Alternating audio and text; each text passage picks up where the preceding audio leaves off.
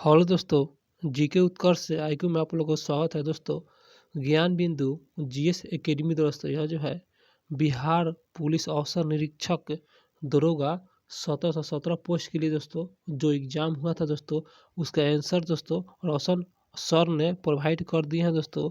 और दोस्तों इनके द्वारा जो भी क्वेश्चन होता है या आंसर होता है 100% दोस्तों सही होता है। इसलिए दोस्तों आप लोग इस वीडियो को पूरा देखिएगा।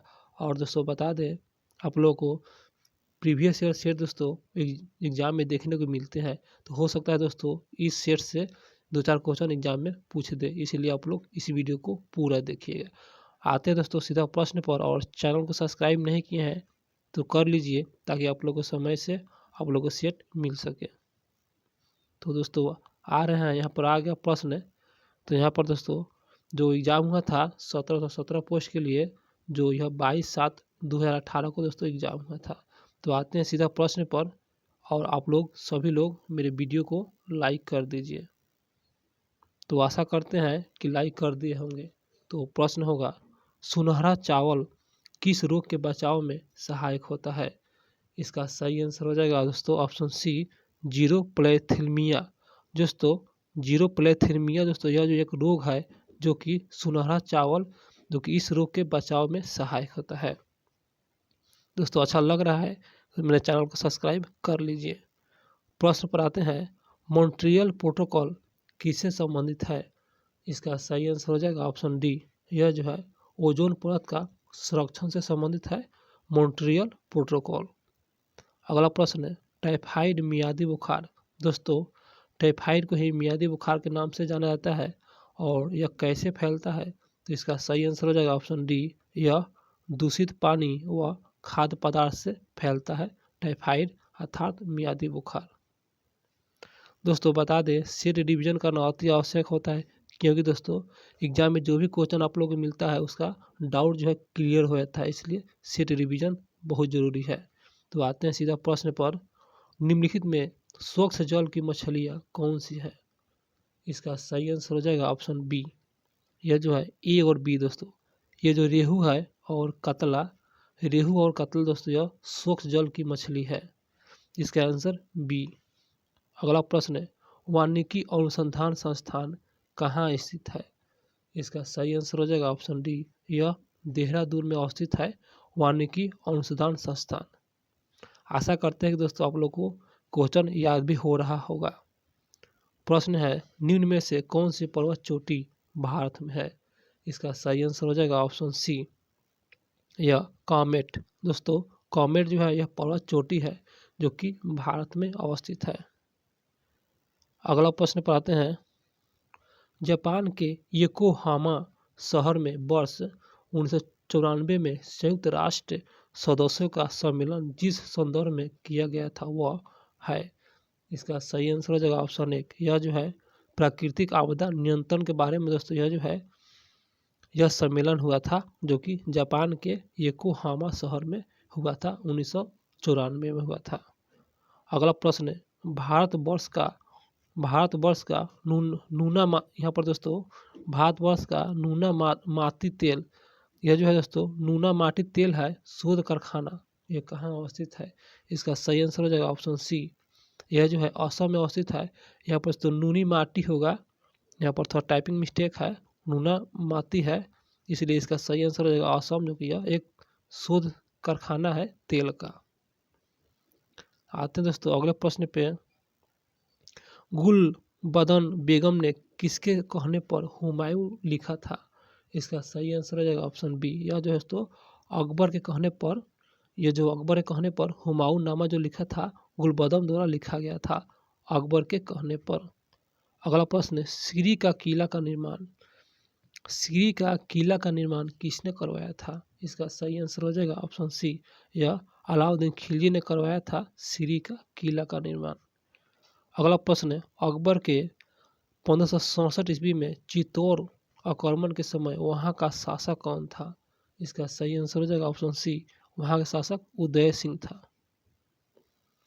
अगला प्रश्न पर आते हैं दोस्तों, शेरशाह का मकबरा कहाँ स्थित है? इसका सही आंसर हो जाएगा ऑप्शन बी, यह जो है सासाराम में स्थित है शेरशाह का मकबरा। दोस्तों अभी तक चैनल को सब्सक्राइब नहीं किए हैं ताकि कर लीजिएगा, ताकि आप लोगों को समय से सेट मिल सके। प्रश्न है, कथा सरित सागर के लेखक कौन है? इसका सही आंसर हो जाएगा ऑप्शन बी, यह सोमदेव। दोस्तों सोमदेव यह जो है कथा सरित सागर के लेखक है। अगला प्रश्न है, गुप्तकालीन प्रथम गणितज्ञ व खगोल शास्त्री कौन था? इसका सही आंसर हो जाएगा ऑप्शन डी, यह आर्यभट्ट है, जो कि दोस्तों गुप्तकालीन है, गुप्त काल से संबंधित है आर्यभट्ट, जो कि यह प्रथम गणितज्ञ और खगोल शास्त्र है आर्यभट्ट। अगला प्रश्न है, निम्न में से कौन जैनों के 23वें तीर्थंकर थे? तो इसका सही आंसर हो जाएगा ऑप्शन सी, यह पार्श्वनाथ है दोस्तों, और यह 23वें तीर्थंकर है, और पार्श्वनाथ का जो प्रतीक है सर्प है, ये भी याद रखिएगा। अगला प्रश्न, निम्नांकित में किसने हिंदी भाषा को भारत की राष्ट्रभाषा के रूप में स्वीकार व पहली बार स्वराज शब्द का प्रयोग किया था?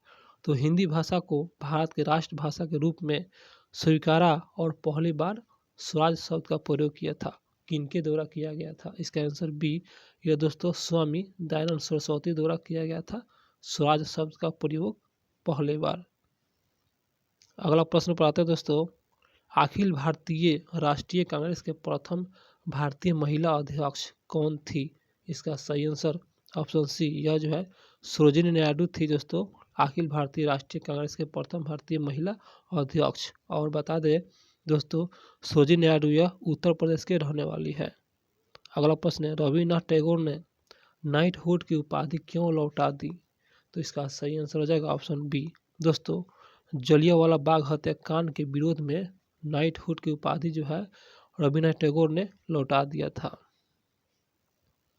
आते दोस्तों अगले प्रश्न पर, 1937 ईस्वी में कांग्रेस मंत्रिमंडल के कितने प्रांत बने थे? तो इसका सही आंसर हो जाएगा ऑप्शन सी, उस समय दोस्तों 8 प्रांत था, जिस समय 1937 में कांग्रेस के मंत्रिमंडल में कितने प्रांत बने थे? तो 8 प्रांत था।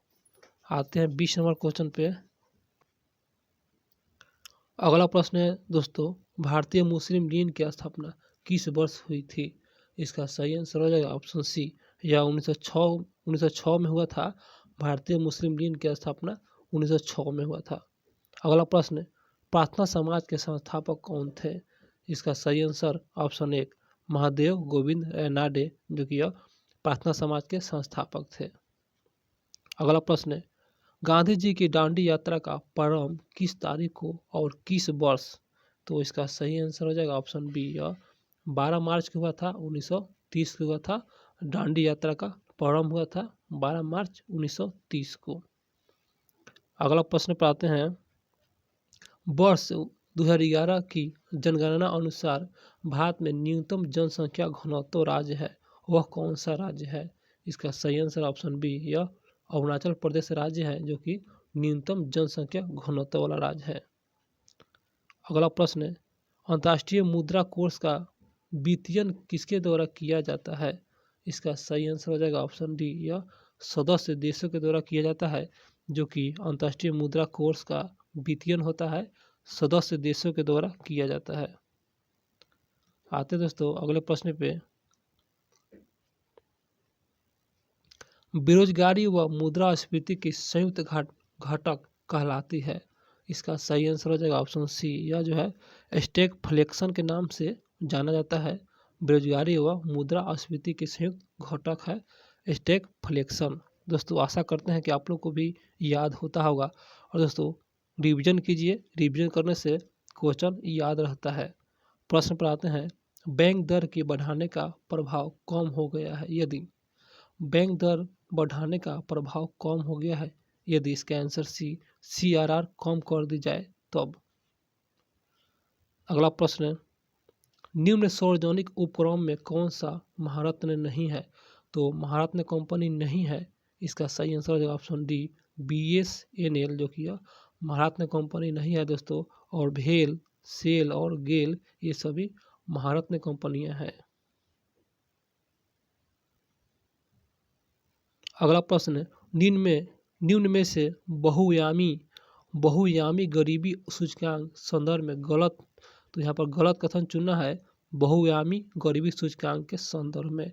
इसका सही आंसर हो जाएगा ऑप्शन डी, जो कि गलत है दोस्तों। और गलत को नहीं देख के बहुआयामी गरीबी सूचकांक के संदर्भ में सही को देख लेते हैं। यह सूचकांक 3 आयाम स्वास्थ्य, शिक्षा और जीवन स्तर।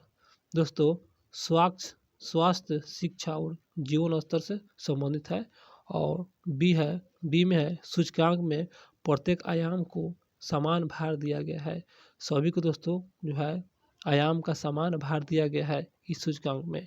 और सी में है 10 जो यहाँ पर प्रचलन शामिल किया गया है। सूचकांक में 10 प्रचलन शामिल किया गया है। तो ए बी सी सही है, डी गलत है। अगला प्रश्न पर आते हैं, भारतीय नियोजन के वस्तुकार कौन थे? इसका सही आंसर हो जाएगा ऑप्शन डी, यह पंडित जवाहरलाल नेहरू थे भारतीय नियोजन का वस्तुकार। अगला प्रश्न, निम्न में से उनकी पहचान करें जो रिजर्व बैंक का कार्य नहीं है। इसका सही आंसर हो जाएगा ऑप्शन दोस्तों यहाँ पर इसका आंसर सी हो जाएगा, जो कि यहाँ पर नहीं दिया हुआ है, इसलिए इस क्वेश्चन को नहीं देखेंगे। आते हैं 31 नंबर प्रश्न पर, तिलहन के उत्पादन में वृद्धि का कारण। इसका सही आंसर हो जाएगा ऑप्शन बी, यह पीली क्रांति से संबंधित है। तिलहन उत्पादन पीली क्रांति से संबंधित है। और दोस्तों बता दें, नीली क्रांति यह मत्स्य से संबंधित है और श्वेत क्रांति दोस्तों अंडा से संबंधित है। और यहाँ पर भूरी क्रांति है जो कि यह उर्वरक से संबंधित है। यहाँ पर दोस्तों तिलहन क्रांति के उत्पादन वृद्धि से संबंधित है पीली क्रांति। अगला प्रश्न है, भारत किस राज्य में शिशु मृत्यु दर सबसे कम है? इसका सही आंसर हो जाएगा ऑप्शन बी, केरल राज्य में दोस्तों शिशु मृत्यु दर सबसे कम है। आते हैं अगले प्रश्न पर, विश्व व्यापार संगठन WTO का मुख्यालय कहाँ है? तो इसका सही आंसर हो जाएगा ऑप्शन सी, यह जिनेवा में अवस्थित है WTO का मुख्यालय। अगला प्रश्न, दिए गए चित्र में त्रिभुज की कुल संख्या ज्ञात कीजिए। तो दोस्तों यह जो है यह रीजनिंग है और यहाँ पर दोस्तों आप लोग को बताने में असमर्थ है, यहाँ पर सुविधा नहीं है, नहीं तो आप लोग रीजनिंग मैथ भी इसमें बता सकते थे। इसलिए आप लोग इसका PDF टेलीग्राम पर उपलब्ध है, आप लोग वहाँ से डाउनलोड कर रीजनिंग और मैथ बना लीजिएगा और यहाँ पर हम आप लोगों को GK GS सभी को बता देंगे। तो दोस्तों यहाँ पर सिर्फ इसके आंसर बता दे रहे हैं 34 नंबर का। तो दोस्तों इसका सही आंसर ऑप्शन डी 28 होगा।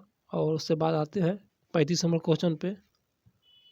तो 35 नंबर क्वेश्चन है, भारतीय संविधान में प्रारंभ में मौलिक कर्तव्यों का प्रावधान नहीं था। संविधान संशोधन द्वारा संविधान के किस भाग में इनका समावेश किया गया था? इसका सही आंसर हो जाएगा ऑप्शन 1, भाग 3 में। दोस्तों भाग 3 में पहले दोस्तों प्रारंभ में मौलिक कर्तव्यों का प्रावधान नहीं था। तो दोस्तों यहाँ पर दोस्तों संविधान संशोधन द्वारा संविधान के किस भाग में इनका समावेश किया गया था? तो इसका सही आंसर हो जाएगा ऑप्शन दोस्तों यह जो है सॉरी दोस्तों इसका आंसर डी होगा, भाग जो है 4K में है, मौलिक कर्तव्य का प्रावधान किया गया है भाग 4 के 1 में। तो यहाँ पर इसका आंसर डी ही सही है। अगला प्रश्न पर आते हैं 36 नंबर प्रश्न पर, राज्य पृथ्वी पर ईश्वर का अवतार है, उक्त कथन किस विचारक का है?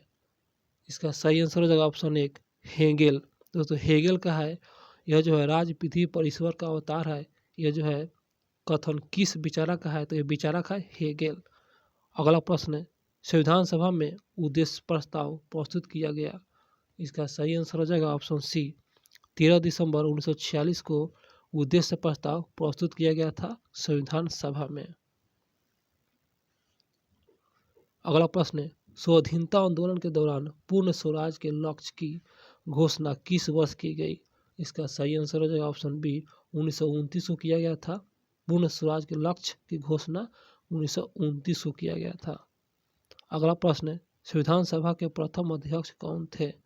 इसका सही आंसर हो जाएगा ऑप्शन बी, इसका आंसर बी हो जाएगा दोस्तों सचिदानंद सिन्हा, जो कि यह संविधान सभा के प्रथम अध्यक्ष थे। अगला प्रश्न पर आते हैं 40 नंबर क्वेश्चन, किस भारत परिषद अधिनियम द्वारा भारत में ब्रिटिश सरकार द्वारा सांप्रदायिक निर्वाचन प्रणाली प्रारंभ किया हुआ था?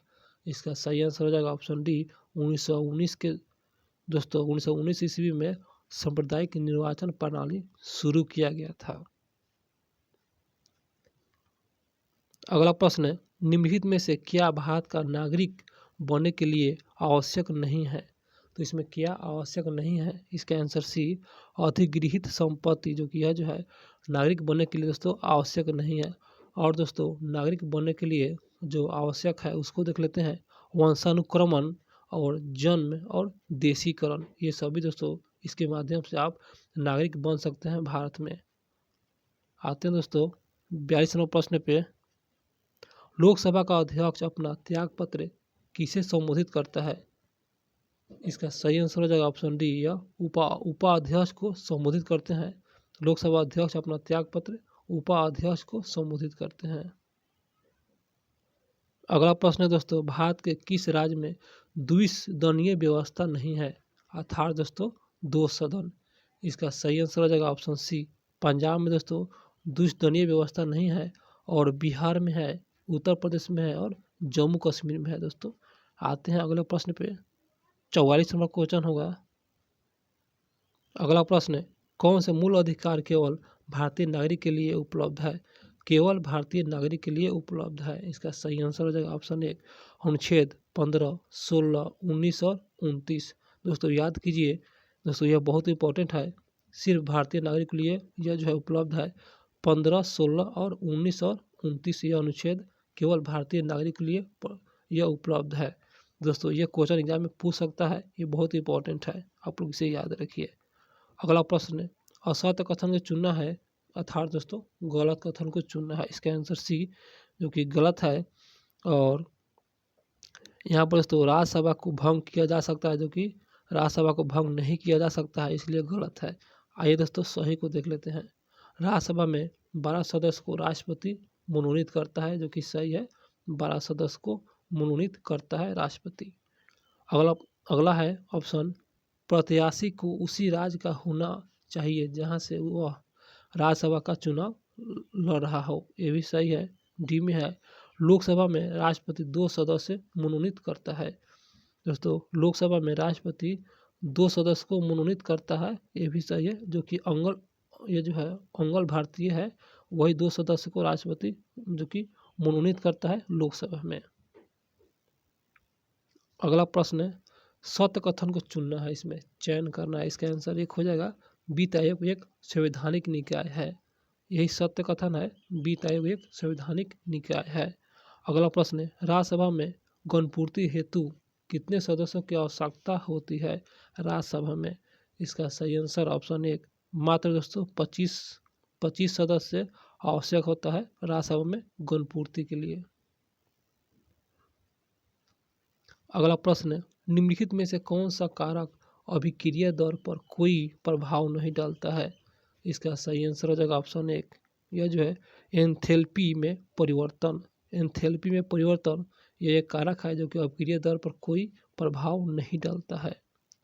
अगला प्रश्न है, कार्बन नैनो ट्यूब निम्न में से किस संरचनात्मक परिवार का सदस्य है? तो कार्बन नैनो ट्यूब, इसका सही आंसर हो जाएगा ऑप्शन सी, यह फुलेरिन्स। दोस्तों फुलेरिन्स का है, यह जो है संरचनात्मक सदस्य है कार्बन नैनो ट्यूब का। अगला प्रश्न पाते हैं 50 नंबर क्वेश्चन, कॉपर के किस मिश्र धातु में जास्ता नहीं होता है? इसका सही आंसर हो जाएगा ऑप्शन सी, बेल धातु। दोस्तों कॉपर किस मिश्र धातु में जास्ता नहीं होता है? तो बेल धातु में यह नहीं पाया जाता है, पीतल में पाया जाता है, जर्मन सिल्वर में पाया जाता है, और गन मेटल में पाया जाता है। अगला प्रश्न, फेफड़ों का सफ़ेद कैंसर किसके कारण होता है? फेफड़ों में सफ़ेद कैंसर, इसका सही आंसर हो जाएगा ऑप्शन एक, एस्बेस्टस। एस्बेस्टस के कारण फेफड़ों में दोस्तों सफ़ेद कैंसर देखने को मिलते हैं। अगला प्रश्न, संसद की प्रकलन समिति है, इसका सही आंसर हो जाएगा ऑप्शन एक, अस्थायी होता है दोस्तों। और संसद के प्रकरण समिति में 30 सदस्य होता है, याद रखिएगा, जो कि अस्थायी सदस्य होता है। अगला प्रश्न, वित्त आयोग के संदर्भ में गलत कथन को चुनना है। तो यहाँ पर दोस्तों गलत कथन, इसका आंसर एक, जो कि वित्त आयोग के संदर्भ में गलत कथन है। सही को देख लेते हैं, वित्त आयोग के अध्यक्ष पद के लिए योग्यता संविधान में निर्धारित की गई है, सही है।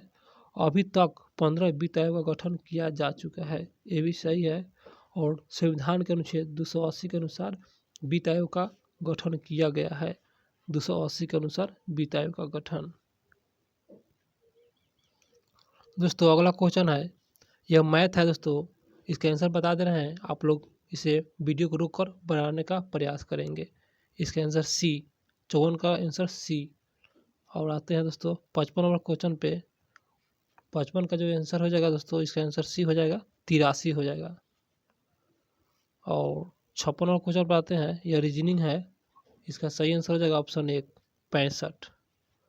57 नंबर क्वेश्चन पर आते हैं, तो इसका सही आंसर हो जाएगा ऑप्शन सी, जो कि मामा हो जाएगा। रीजनिंग है, आप लोग बना लीजिएगा दोस्तों, यहाँ पर बनाने में असुविधा होगा, और इसका PDF टेलीग्राम पर उपलब्ध करा देंगे, वहाँ से आप लोग डाउनलोड कर लीजिएगा। इसका आंसर सी पूर्व होगा। और 59 नंबर क्वेश्चन पर आते हैं, तो 59 नंबर क्वेश्चन, इसका आंसर सी। 60 नंबर क्वेश्चन का आंसर होगा, इसका आंसर 1 हो जाएगा। आप लोग इसे सॉल्व कीजिए वीडियो को रोककर। 100 नंबर प्रश्न है, और इसका सही आंसर हो जाएगा ऑप्शन बी। उसके बाद आते हैं दोस्तों 62 नंबर क्वेश्चन पे, और इसको देख लेते हैं। क्योटो प्रोटोकॉल का उद्देश्य निम्न में से किसकी मात्रा कम करना। इसका सही आंसर हो जाएगा option C, greenhouse gas का दोस्तों मात्रा को कम करना जो उद्देश्य है, क्योटो प्रोटोकॉल का यही उद्देश्य है। अगला प्रश्न है, ऊर्जा का स्तूप पिरामिड होता है तो कैसा। इसका सही आंसर हो जाएगा ऑप्शन बी, हमेशा सीधा होता है। ऊर्जा का स्तूप जो होता है पिरामिड, इसी को कहते हैं हमेशा सीधा होता है। अगला प्रश्न पर आते हैं, तो अगला प्रश्न है, परंपरागत रूप में क्रिकेट बैट के निर्माण में किस पेड़ के काष्ठ का उपयोग होता है। इसका सही आंसर हो जाएगा ऑप्शन 1, विलो। दोस्तों विलो एक लकड़ी है, जो कि दोस्तों यह जो है क्रिकेट बैट के लिए, यह निर्माण के लिए उपयोगी होता है। अगला प्रश्न है, भारत राष्ट्रीय पुष्प। इसका सही आंसर हो जाएगा ऑप्शन सी, निलंबो न्यूसीफेरा। अगला प्रश्न है, जीव विज्ञान के पिता कौन कहलाते हैं। इसका सही आंसर ऑप्शन 1, अरस्तु है जीव विज्ञान के पिता। अगला प्रश्न, निम्न में से कौन सा एक कूट फल है। इसका सही आंसर हो जाएगा दोस्तों, अगला प्रश्न है, कीट भक्षी पादप का उदाहरण है। इसका सही आंसर हो जाएगा ऑप्शन बी, यह जो है नेपेंथीज। दोस्तों यह कीट भक्षी पादप का उदाहरण है। अगला प्रश्न है, निम्नलिखित में से कौन सा शर्त 1813 ईस्वी को चार्टर एक्ट में नहीं था, वह कौन सा शर्त है। इसका आंसर बी, जो कि गलत है, नहीं था। और 1813 के अंतर्गत जो चार्टर एक्ट में जो शर्त था उसको देख लेते हैं, तो आइए उसको देख लेते हैं। तो ये जो है दोस्तों बी तो गलत होगा, सही को देखते हैं। ईस्ट इंडिया कंपनी के व्यापारिक अधिकारी आंशिक रूप से समाप्त कर दिया गया था 1813 के चार्टर एक्ट के तहत। ब्रिटिश व्यापारियों को छूट दोस्तों ब्रिटिश व्यापारियों को कुछ शर्तों के साथ भारत में निवास स्वतंत्र दे दी गई थी 1813 के अंतर्गत। और डी में है, चीन से कंपनी ने चाय व्यापार को सुरक्षित रखा 1813 के अंतर्गत। दोस्तों ए, सी और डी सही है, और यहाँ पर बी जो कि गलत है। आते हैं 70 नंबर प्रश्न पे, एक प्रकाश वर्ष बराबर होता है। इसका सही answer option B, 9.46 into 10⁻12 kilometre. दोस्तों यह एक प्रकाश वर्ष बराबर होता है। अगला प्रश्न, निम्न में से कौन सा नियम रॉकेट पूर्णोदक में शामिल होता है, वह कौन सा नियम है। इसका आंसर सी, न्यूटन के गति के तीसरा नियम दोस्तों लागू किया जाता है यह रॉकेट पूर्णोदक में। अगला प्रश्न है, निम्न में से कौन सा ग्रह सौरमंडल के वैक्यूम क्लीन की भांति कार्य करता है। इसका सही आंसर हो जाएगा ऑप्शन 1, बृहस्पति। दोस्तों यह जो है बृहस्पति वैक्यूम क्लीन की तरह कार्य करता है। अगला प्रश्न है, यदि वायुमंडल दाब पारा के क्षेत्र सेमी सामान्य दाब से कम हो तो पानी कितना सेल्सियस तापक्रम पर उबलेगा। इसका सही आंसर हो जाएगा ऑप्शन 1, 100 डिग्री सेल्सियस से कम पर दोस्तों पानी उबलेगा। अगला प्रश्न है, सूर्य एवं तारों में ऊर्जा का प्रमुख स्रोत क्या है। इसका सही आंसर हो जाएगा ऑप्शन बी, नाभिकीय संलयन, जो कि सूर्य और तारों में ऊर्जा का प्रमुख स्रोत नाभिकीय संलयन। अगला प्रश्न है, पेयजल में निम्न में से किसकी अधिकता के कारण ब्लू बेबी सिंड्रोम होता है। तो किसकी अधिकता के कारण। इसका सही आंसर हो जाएगा ऑप्शन डी, नाइट्रेट के अधिकता के कारण दोस्तों ब्लू बेबी सिंड्रोम होता है। आशा करते हैं दोस्तों आप लोग को अच्छा लग रहा होगा सेट, और तो मेरे चैनल को सब्सक्राइब जरूर कीजिएगा। प्रश्न पर आते हैं। ये जो है प्रश्न है, ब्रॉडलैंड रिपोर्ट सतत विकास के संदर्भ में उसका शीर्षक है। शीर्षक बताना है, इसका answer C, our common future. अगला प्रश्न है, प्रत्येक वर्ष विश्व जल दिवस मनाया जाता है। इसका सही आंसर हो जाएगा ऑप्शन सी, 22 मार्च को मनाया जाता है विश्व जल दिवस। अगला प्रश्न है, मेघालय की गारो पहाड़ी निम्न में से किस फसल के लिए उत्पादन के लिए जानी जाती है। तो इसका सही आंसर हो जाएगा संतरा। दोस्तों संतरा के लिए विख्यात है। अगला प्रश्न है, भारत में वन नीति 1952 को संशोधन कब किया गया था। इसका सही आंसर हो जाएगा ऑप्शन डी, 1988 को दोस्तों यह जो है संशोधन किया गया था। यह वन नीति 1952 का संशोधन 1988 में किया गया था। अगला प्रश्न पर आते हैं, नेफा है दोस्तों, नेफा है तो नेफा क्या है, तो आइए देख लेते हैं। तो नेफा यह जो है इसका answer C, north east frontier agency है। नेफा जो है नॉर्थ ईस्ट फ्रंटियर एजेंसी है। अगला प्रश्न है, पशुओं की रेड सीधी, फिर से आ रहा है क्वेश्चन पे, पशुओं की रेड सिंधी है यहाँ पर, रेड सिंधी नस्ल किस से घरेलू पशु संबंधित है, उस घरेलू पशु के नाम बताना है। इसका आंसर बी, गाय है दोस्तों। यह जो है रेड सिंधी नस्ल है जो कि घरेलू पशु से संबंधित है, गाय। अगला प्रश्न है, भारत का दक्षिणतम बिंदु, तो इसका सही answer option C, Indira point जो कि यह दक्षिणतम बिंदु है। और दोस्तों इंदिरा कौल उत्तरी बिंदु, याद रखिएगा। आते हैं दोस्तों प्रश्न पर, लोनावाला जल विद्युत संयंत्र कहाँ स्थित है। इसका सही आंसर हो जाएगा ऑप्शन सी, यह महाराष्ट्र में अवस्थित है, लोनावाला जल विद्युत संयंत्र है। अगला प्रश्न है, भारत में परमाणु ऊर्जा आयोग की स्थापना कब की गई। इसका सही आंसर हो जाएगा ऑप्शन बी, यह 1948 को किया गया था। परमाणु ऊर्जा आयोग के स्थापना भारत में किया गया था। अगला प्रश्न है, नामदफा बाघ अभ्यारण्य किस राज्य में स्थित है। इसका सही आंसर हो जाएगा ऑप्शन ए, यह अरुणाचल प्रदेश में स्थित है, नामदफा बाघ अभ्यारण्य। अगला प्रश्न पाते हैं, 86 नंबर क्वेश्चन है, दक्षिण भारत की सर्वोच्च चोटी है। इसका सही आंसर हो जाएगा ऑप्शन सी, यह अनाईमुडी। दोस्तों अनाईमुडी दक्षिण भारत के सर्वोच्च चोटी है। 87 नंबर क्वेश्चन पाते हैं दोस्तों, तो यह जो है रीजनिंग है, इसका आंसर बता दे रहे हैं।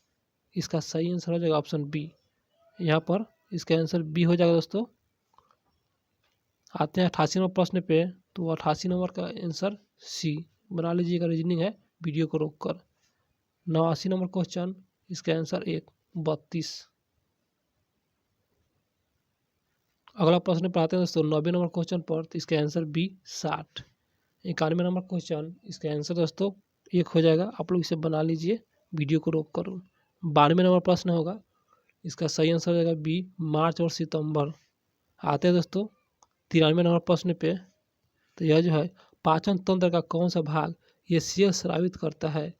इसका सही आंसर हो जाएगा ऑप्शन डी, अमाशय। दोस्तों अमाशय जो है ना, यह एशियल स्रावित करता है, पाचन तंत्र का एक भाग है अमाशय, जो कि यह एशियल स्रावित करता है। 94 नंबर क्वेश्चन, इसका आंसर दोस्तों सी, यह जो है इसका आंसर सी, आप लोग बना लीजिए। आते हैं दोस्तों 95 नंबर प्रश्न पे, तो इसका सही आंसर हो जाएगा ऑप्शन बी। 96 नंबर क्वेश्चन, इसका आंसर 1 हो जाएगा, समांतर श्रेणियाँ। आप लोग यहाँ पर बनाने में असुविधा हो रहा है तो आप लोग टेलीग्राम से डाउनलोड कर बना लीजिएगा। इसका आंसर डी। और 98 नंबर प्रश्न पे आते हैं दोस्तों, तो इसका सही आंसर हो जाएगा ऑप्शन डी।